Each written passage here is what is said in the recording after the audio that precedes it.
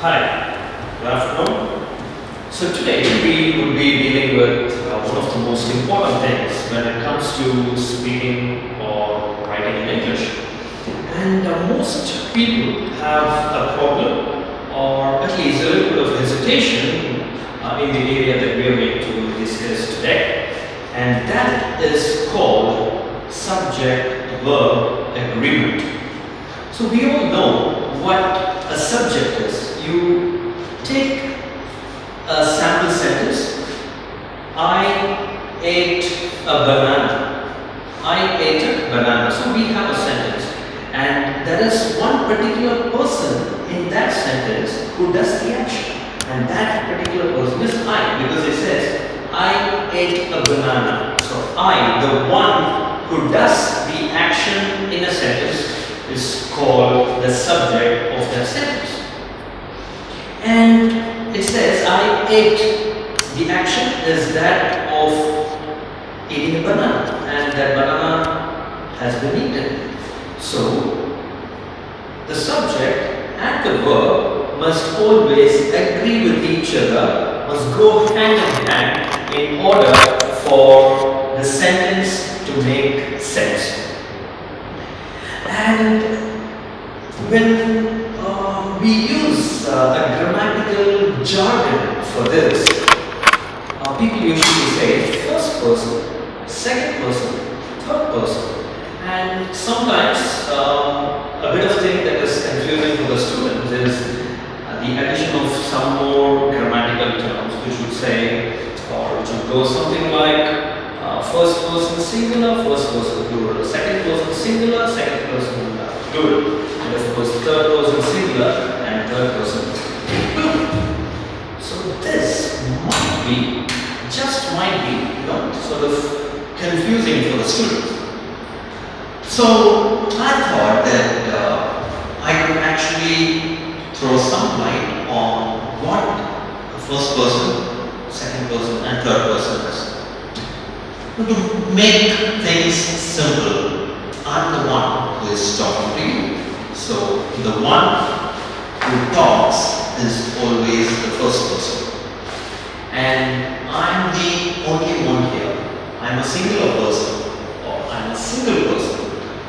And when I talk, it is first person singular. First person singular. You will probably look at the board here to see first person I singular. Suppose I have a group of people standing with me. Let's say, you can imagine that there are 3 or 4 more professors standing here with me and talking to you. If that's the case, the first person will not be singular but plural. And when it is plural, we can't use I, but we will have to use we. So first person singular, when the person who talks is just one person, it is first person singular. And person who talks is more than one, or when more than one person talks to you, first person plural, that becomes we. And hey, plural, get up. Yes, get up. So now what word did I use? I used the word you, but I thought or I meant to call or to address only the boy here. I talked to only one boy. I asked only one boy to get up, but I used the word you. So second person plural is you. And okay, guys, all of you, stand up, take your notebooks in your hand and read the first sentence. Yeah, you didn't do it, but you get the idea. You get the idea. I again used the word you, but this time the word you in context did not refer to just this boy, but it referred to all the people seated here. So, second person, the one who listens. I'm the one who is talking, and you guys, you are listening. The people who listen are always the second person. And when I address the people in the second person side, I can refer to one person or I can refer to more than one person, but all the while I have to use the word you. So second person singular you, second person plural again you. Then we have the old man out. Third person.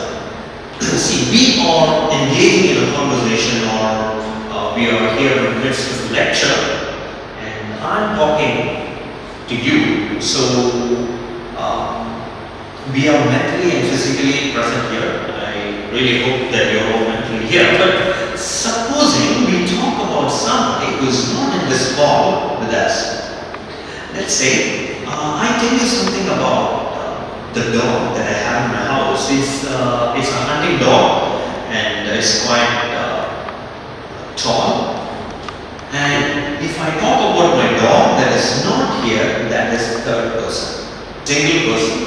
So it becomes he. He's not here with us. Supposing we talk about my mother, a female person, single person, she. So when you talk about somebody who is not the first person and who is not the second person, we talk about somebody else. If there's a male person and a single person, it is he. If it is a female single person, she. And again, when we say single, we do not talk about marital status. Hope you got it. Who probably, come inside for the next hour. They are not here. Not the first person, not the second person. They are somebody else. They are waiting outside. And they are a group of people. So we can use the word they, plural. So here we have a sort of, a table. And I will be as simple as possible in explaining this. I will not be using grammatical terms. And see, there are many ways of learning this. This is just one of the methods. And this might come in handy when you prepare for your test or when you feel like, checking your language after you've written a paragraph. If you want to cross check, if you want to know if you've made any mistakes, you can probably use this as a sort of, table. And the word am cannot come anywhere else. It would usually be I am eating, I am walking. So you can't technically use the word am here. We am, it won't come. Am, it's wrong. He, she, it, ram, wrong. They am, wrong. So you get to use the word am only for I. So all these will only go hand in hand. It can't be crisscrossed. Please remember that. And I have to. We have to. I have to finish this. We have to go out. And there's this one small tip that you can use that would probably help you a lot. If you see, only for third person singular, there will be quite a lot of exceptions. For example, when we look at the verb has, H-A-S, you don't see has anywhere else. So when you have doubts regarding the usage of has, you're about to talk and you start the sentence or you start writing a sentence. You say, he have, is it he have or he has? You have a doubt. Remember, when you use the present tense, and again we are talking about the most basic of the English levels. The most basic levels of English. So please remember this. You have doubts about has, just look before that word. There should be a he, a she or an it if you are to use has. So you has, wrong.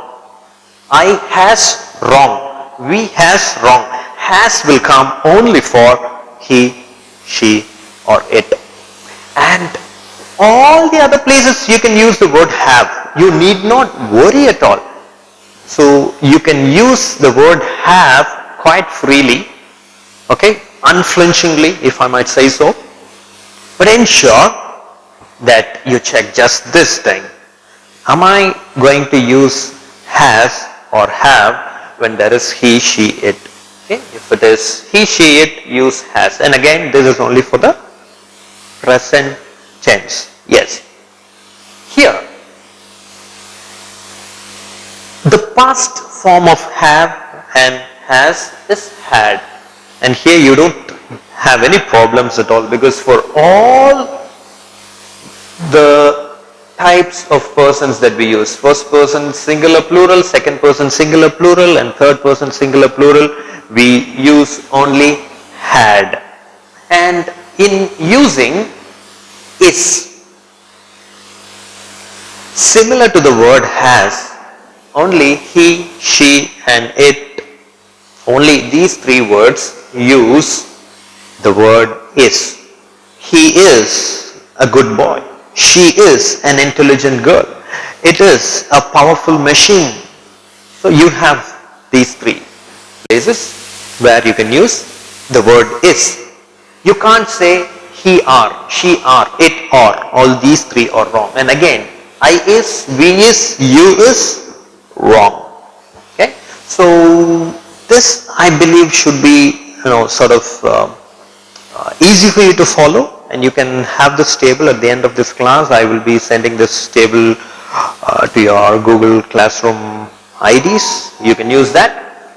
And for do and does, again, the odd man out is this third person singular. Does comes only here. All the other places you have do. I do know this. We do have an agreement. You do this properly. They do this quite well, but he, she, it is always the word does. And again, similarly for the past form, it is always did. Okay, it is always did. So just have these things on mind, and now we will go a little bit into subject verb agreement. I am not going to deal quite a lot of this, just a small part. We will finish this in probably another 2 or 3 minutes. See, the most important thing here, plural verbs usually do not end with s. Again, you should look at the word usually. Most of the times, plural verbs will not end with s. This is just a hint for people who might be beginners in learning English as a second language. But the common thing that you have to have on mind is that plural subject would always be followed by a plural verb. Some examples of plural verbs: ride, run, race, shoe, celebrate. So you can say they ride, they run, we race, you command, you charge, you type, we listen. So when you use they, we and you, the verbs will not usually end with the letter s. They rides, they eats, we baths, okay, you walks, all these things are wrong. Similarly, for singular subjects, singular subject would always take a singular verb, and singular verbs usually end with yes. Again, we have he, she, it. Just imagine when you are writing in the present tense, if it is he, she or it would usually end with yes. Okay? She walks, it rides, he studies, he contemplates, she manages, it gazes. You got it? So in subject verb agreement, just remember one thing: the odd man out is always he, she and it.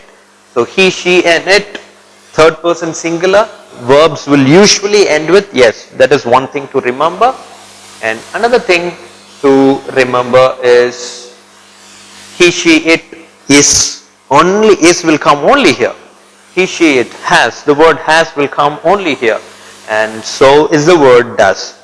So if you have any questions, you can ask me at the end of this class. Okay, so it was nice interacting with you guys, and I will be sending all these slides to you at the end of the class. Okay, so have a good day. Bye.